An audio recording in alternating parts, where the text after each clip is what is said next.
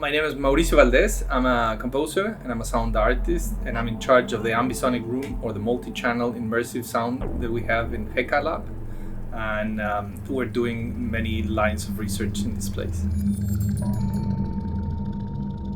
I'm originally from Mexico, but I live in Slovenia for 11 years, and my background is in composition, music composition. I studied in conservatory since high school, and I went to the normal footprints or footsteps that every composer has to go. But during the university, I detoured from the music written papers, and I started to do music with computers. And I decided that my career was going to be combining different elements from the classical tradition and technology. And I've been experimenting with speakers for 25 years now, since I was a teenager.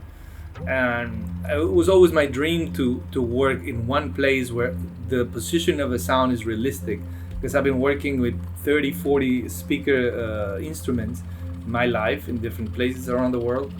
But they all lack the thing that I needed, what I thought it was essential, which is to have a realistic relation with the space and sound. What it sounds is in a concert hall, even in the most sophisticated concert halls in the world, you don't have this. There's a difference between if you're sitting in the front right of the room or in the back left. When you have only one sweet spot like we're having here, it's more tangible. So my career is based on diversification. I diversified from classical. I still work in classical music. I'm artistic director of 2 festivals in Ljubljana, and I have my toes into different scenes.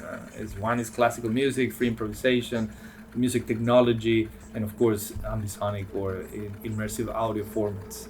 Those are the 3 lines or the 4 lines. And I also do cultural management when I organize festivals.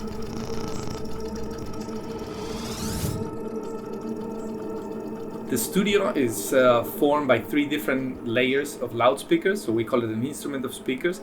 We have an ambisonic sphere with 4 channels on the roof, 4 in the middle and 4 on the floor.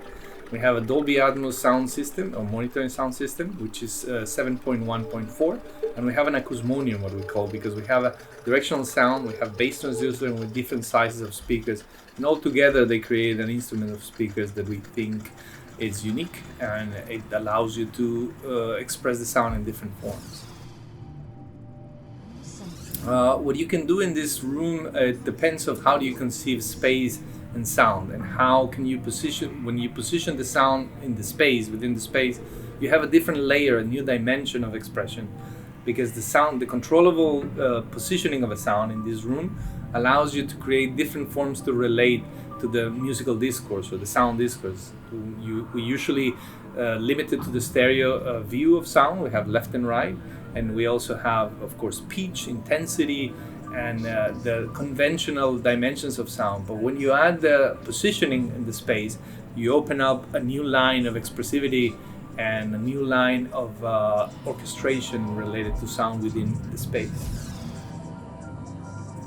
The music that is produced in the studio can be perceived here in the sweet spot. All the speakers converge to one sweet spot. But when you finalize the work, you can export it in binaural. That means that you can hear it in headphones at your home. But usually this exporting the sound, it's made by computer. It's algorithmical representation of how the sound was positioned within the room. But to combine these algorithmical bounds, we also have a realistic microphone that allows you to encode the sound as it sounds in the room. And we're using this to have a more realistic version of the 3-dimensional space. The room can be also used as a sound therapy that people is trying to experiment with that. We have different residencies, so people come. We're trying to be as secular as possible in terms of equipment. As you see, we don't decided for one of the multi-channel sound systems. We've decided to put 3, but we also have different software and we have different aesthetics.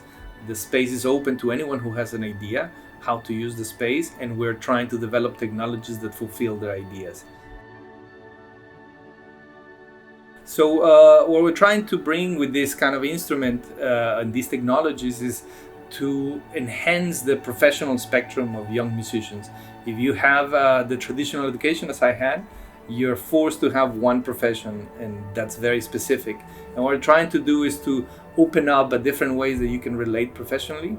You can use technology without fear, and technology can be your friend and can help you. Pandemic also gave us this lesson that not everything is for granted. Not all the time concert halls can be open, and not always can work with musicians. So I think immersive audio and the new formats, when you combine technology, you can have a more let's say richer future.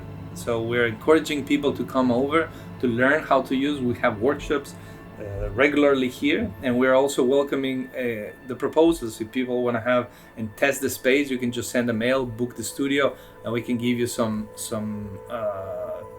like workflow. We can give you a little bit of a how to start relating to these technologies.